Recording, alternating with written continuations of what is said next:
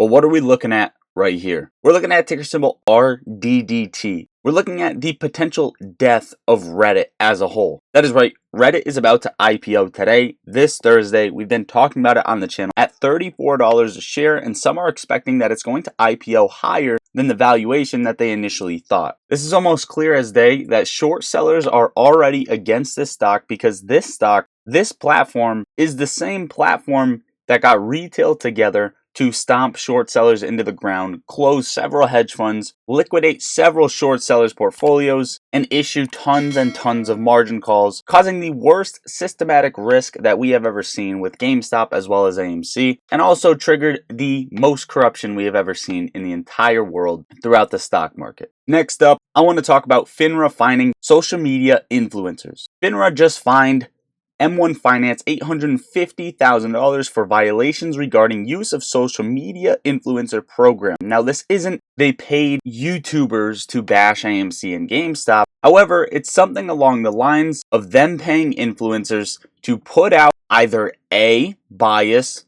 or B, false information, or C, any sort of post that they wanted. Bending the rules, snapping the rules, this shows that it is possible, and that the tinfoil hat theorists, right, that say social media influencers are paid off shills, it shows that this can happen.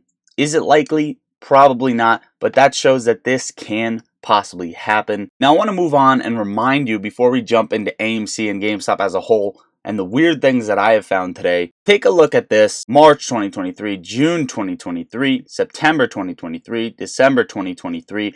Does this look like a company you want to put your money in? If I were to answer as an investor, I would say absolutely. Absolutely. This doesn't look like a dying company, and this is AMC's earnings. This is AMC's financials. And I just want to put that on your radar and remind you how corrupt the stock market is, and you're still holding a fundamentally strong play. All right.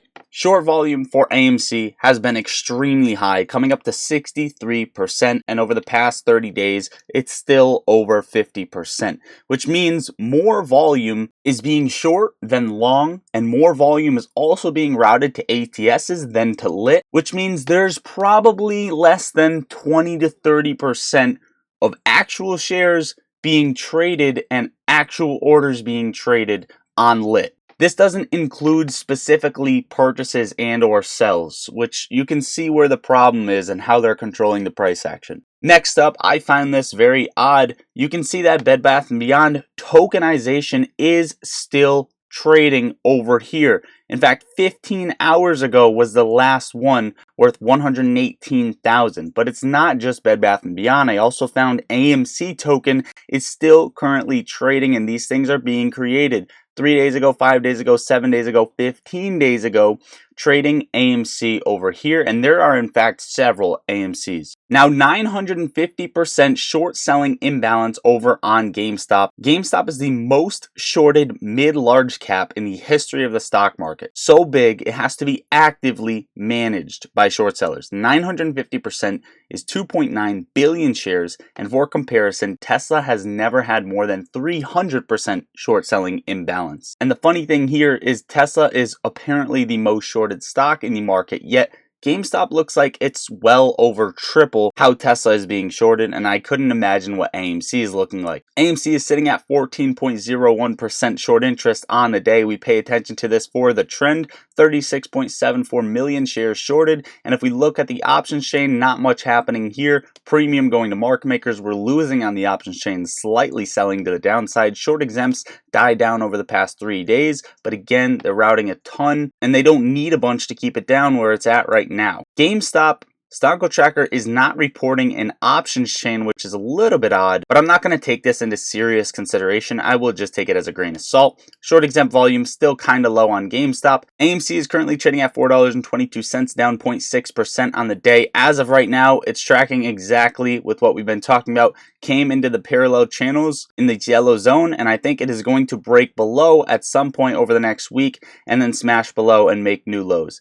AMC is looking like it's coming to make new lows, but with the overall market ripping, with Bitcoin ripping, I don't think it's going to last long. This is going to be a flash down, and this is tracking the previous cycle that we have been tracking. GameStop as well held this demand zone barely, right? It wicked under and finally held it. I don't think it's going to hold it for long. I think GameStop is coming back down to break under $12.60 and come potentially down to $11 before making any sort of moves. A couple solid things. XRP is holding up, breaking back above 62 cents, which is a crucial resistance level, but it didn't get a full candle close above that. So I'm not taking this into extreme account as well. We want to see more volume pick up. We want to see a full candle close, and potentially a full candle close above 75 cents will validate a major move ahead. Ethereum Classic is also holding up, dipped below this demand zone, sort of like GameStop, came back up and is holding it. Hopefully we can hold this and break back above 32.50. That's where I'm watching on Ethereum Classic. Finally, the DTCC has removed the words issuer failure from their MMI fail notifications. It does not hide the fact that big banks are still navigating turbulent waters in short-term debt arena. Last but not least, Tesla, before we get into the overall market as well as crypto.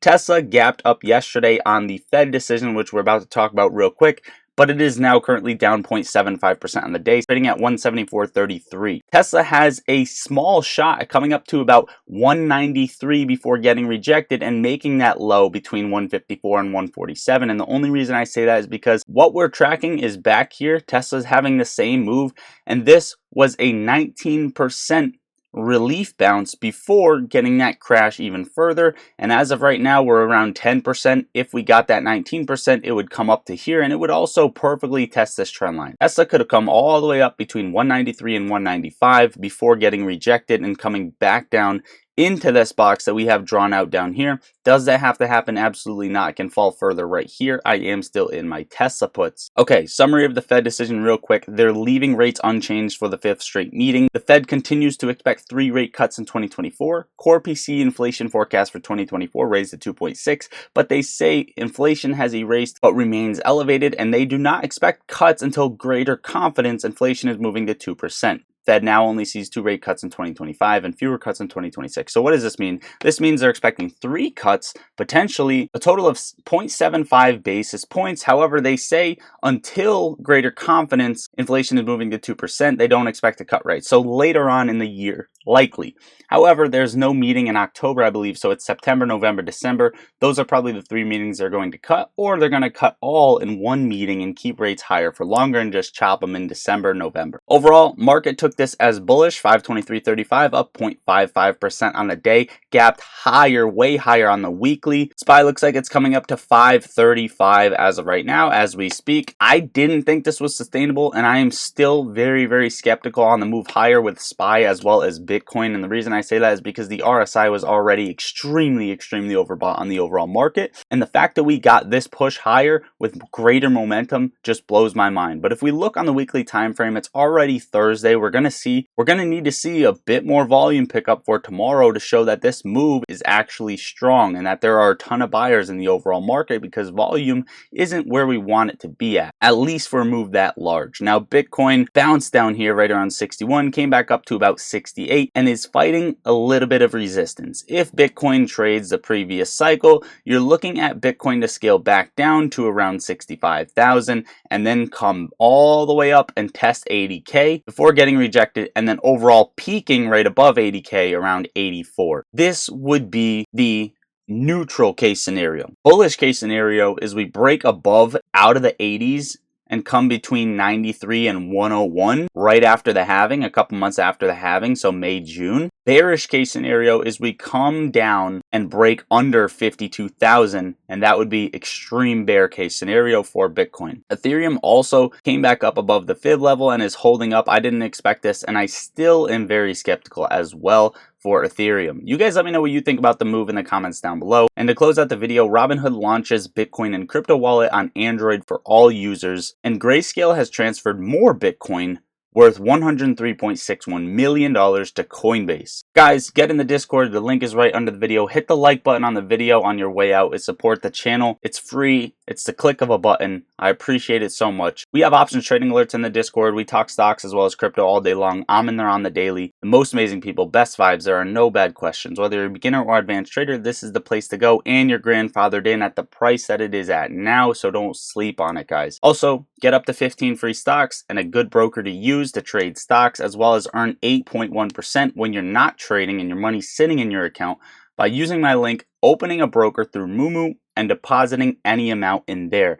For the ones who signed up, make sure to deposit at least $1, or honestly at least a penny. They just have to recognize that you made a deposit, and they're going to start giving you good benefits from there. Those links are in the top of the description and pinned in the top of comments, guys. I appreciate all the support. I appreciate all the love. Go watch the video I posted earlier on a penny stock. It's a GIDMF update. And overall, that is it. Subscribe on the way out. Have post notifications on. I love you all. Lottery stocks out.